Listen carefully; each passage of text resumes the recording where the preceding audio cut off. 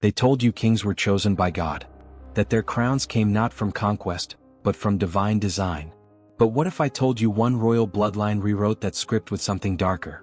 Imagine a throne so cursed, so consumed by its own obsession with power, that it collapsed not with a sword, but with a body. Not through war but through disease, born of its own ambition. Charles II of Spain wasn't just a monarch. He was a monster of inheritance. A broken mirror reflecting centuries of elite corruption, incest, and blind pride. His body? A battlefield. His brain? A ticking time bomb. His very breath, a whisper of a dying dynasty. But this isn't just about a sick king. It's about the illusion of legacy, the cost of empire, and the horrifying truth hidden beneath velvet robes and golden crowns. The autopsy of Charles II didn't just uncover organs. It uncovered a system. A psychological machine that told men they were gods, while feeding them to their own bloodline. You weren't supposed to see this. You weren't supposed to know. But now you do. And once you hear what they found inside him, you won't forget it. His birth was celebrated with cannon fire and cathedral bells. But behind the walls of the Spanish court, whispers had already begun. The child cried weakly. His skin was pale, his features unnatural. And even the midwives exchanged glances they dared not explain. Charles's mother was his father's niece. His grandparents, uncle and niece again. The family tree? Not a tree at all. More like a loop. A snake devouring itself. The Habsburgs believed in purity. Not moral purity but blood. A closed circuit of royal DNA, passed like a relic, tightened with every marriage. But the more they tried to keep their power pure, the more they corrupted their own future. Charles was the final product. His body twisted, his mind fogged, his jaw so misshapen he could barely eat. His tongue too large, his throat too narrow. Even sleep was dangerous. Some nights, his attendants would shake him awake, fearing he'd choked in the dark. And the priests, they said nothing. Because even in his suffering, Charles was sacred. Not human. Anointed. Holy. But when holiness is built on denial, the body becomes the altar of the lie. By the time Charles reached his teens, the truth could no longer be denied. He couldn't read. He couldn't reason. He stumbled through court like a ghost in royal clothing. Tutors described him as absent, as if the boy behind the crown had never arrived. But outside Spain, foreign courts knew better. They mocked him behind velvet curtains, calling him El Hechizado, the bewitched. Whispers of demonic curses began to swirl. Because what else could explain a king so utterly broken? Surely this wasn't nature. Surely something darker had touched the bloodline. But the truth? It was darker than curses. Charles wasn't just cursed. He was the curse. A living symbol of a system that sacrificed its children for the illusion of immortality. When he tried to speak, it came out like a drowning man gasping. When he ate, food spilled from his mouth like a child unweaned. This wasn't royalty. This was rot in a crown. The palace was his prison. And still, they dressed him up, painted him into glory. They thought they could cover decay with lace. But decay never stays silent for long. Marriage was supposed to save the throne. But Charles couldn't even complete the wedding night. His first wife, Marie-Louise of Orleans, entered the royal bedroom with duty in her heart, and emerged in tears. The court lied. Said she was barren. But the truth lay beneath Charles's robes. His anatomy incomplete. His body arrested in prepubescence. No manhood. No heir. No future. Yet still they tried again. Another wife. Another lie. Maria Anna of Neuburg. She came from a fertile bloodline, 11 siblings. But her letters reveal the horror. She described her husband as childlike, strange, almost otherworldly. Behind closed doors, the truth was grotesque. He trembled. He mumbled. He stared blankly for hours. And at night, his screams echoed through palace halls. They called for priests, not doctors, because the truth had become unbearable. This wasn't just a failure of biology. It was a collapse of belief. The divine king had become a divine joke. But they kept feeding the illusion, day after day, even as the walls of the empire began to tremble. It wasn't science they turned to next. It was exorcism. You heard that right. The King of Spain, a global empire's ruler, reduced to writhing on marble floors, priests screaming Latin over his body, holy water splashed like medicine. They said he had 47 demons.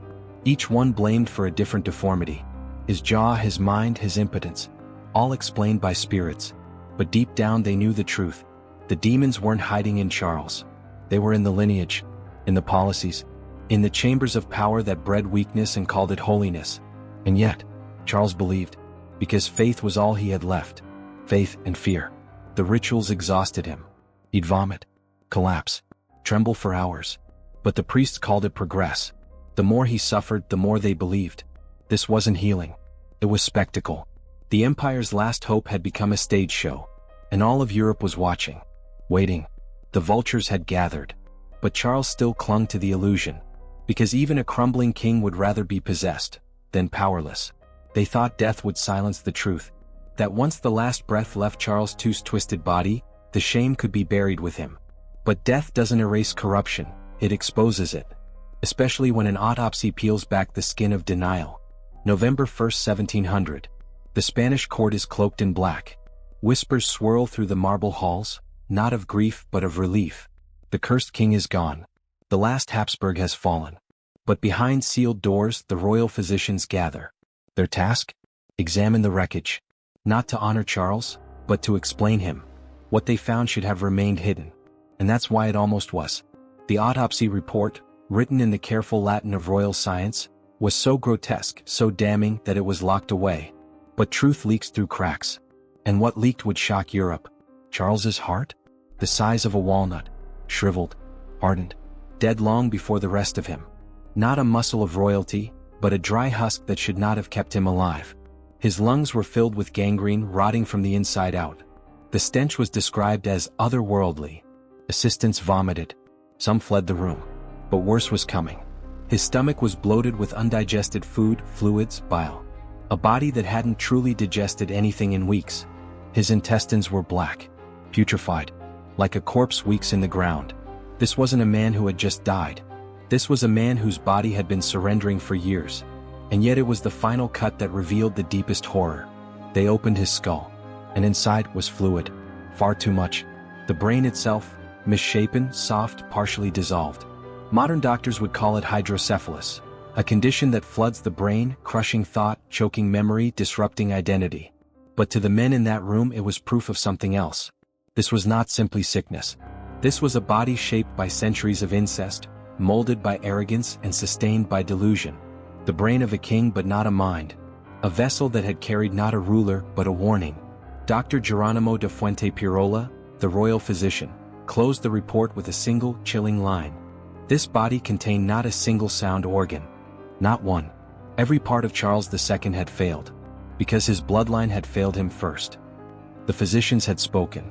The church had tried. The empire had crumbled. But even in death, Charles II cast a shadow that stretched beyond science, beyond religion, into legend. Because what they found inside his body didn't just explain his suffering, it ignited something darker. A myth, a fear, a symbol of bloodline turned curse. You see, the elites of Europe weren't just stunned. They were terrified. What if the Habsburg collapse wasn't just a biological failure, but a divine judgment? What if centuries of incestuous ambition didn't just weaken the body, but damned the soul? For generations, royals had claimed their blood was sacred, that their power came from God himself. But Charles II shattered that illusion. His body was proof that divine right meant nothing to genetics. That no title, no crown, no empire could shield a man from the consequences of arrogance. And suddenly, whispers spread through the courts of Europe. Was Charles really bewitched? Or had his family simply become the architects of their own destruction? Monarchs began to fear their own blood. Dynasties started loosening their strict marriage rules. Not out of mercy, but out of survival. Because Charles's corpse was more than just dead, it was a prophecy. One fulfilled. But while kings trembled, the common people told stories. They said Charles had been cursed in the womb. That when he was born, the midwife cried out in horror and crossed herself 3 times. That his cries sounded like the mewling of a demon. That no dog would stay near him. That mirrors in his palace cracked without cause.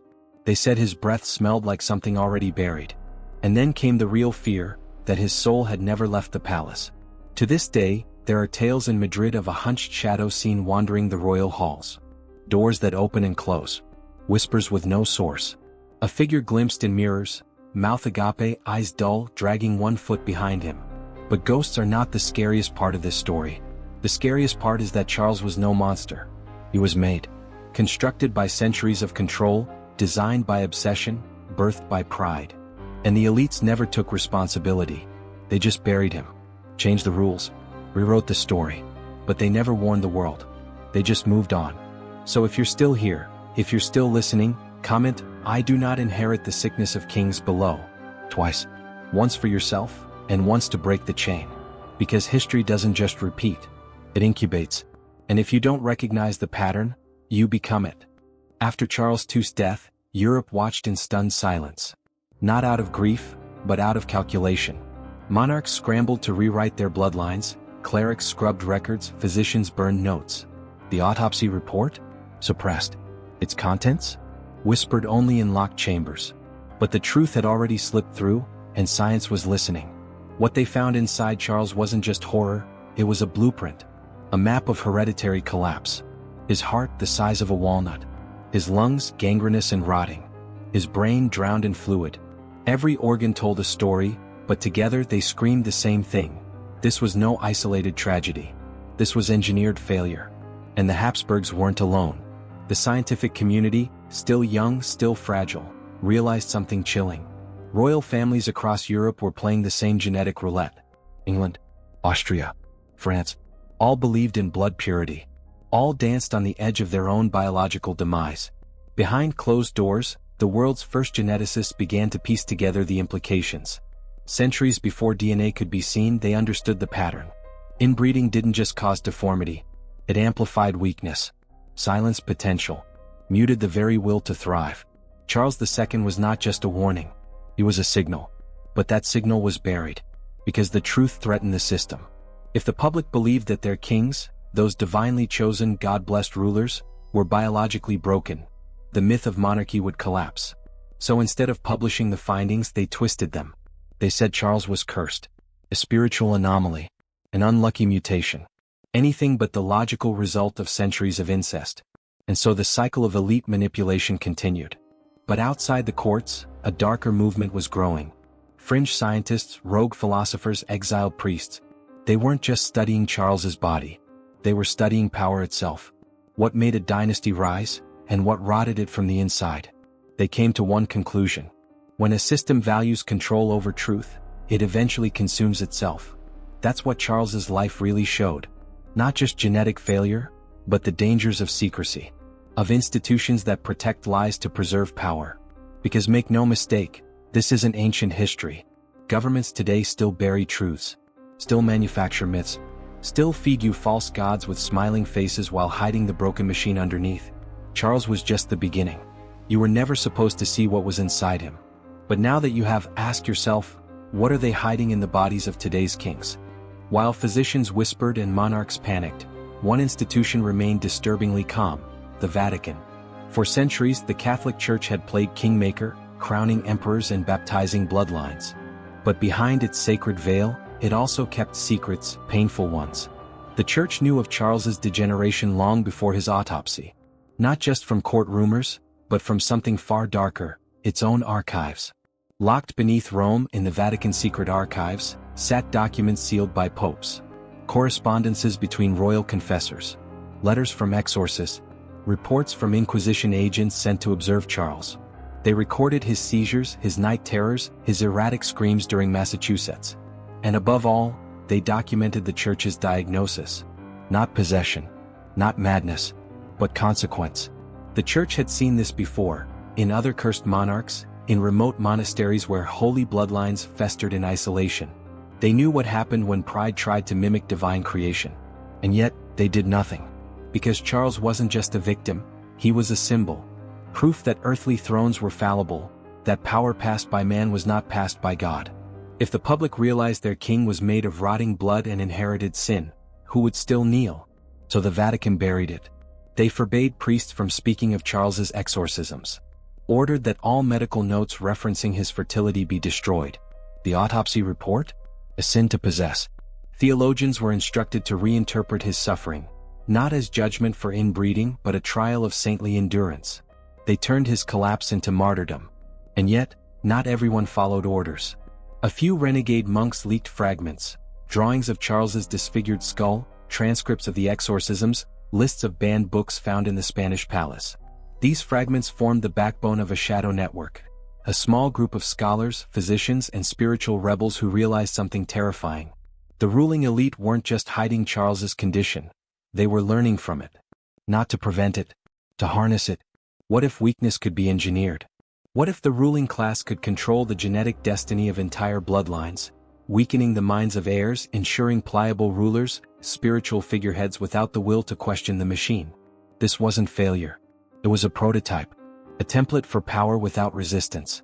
By suppressing the truth, the Vatican didn't just protect the church.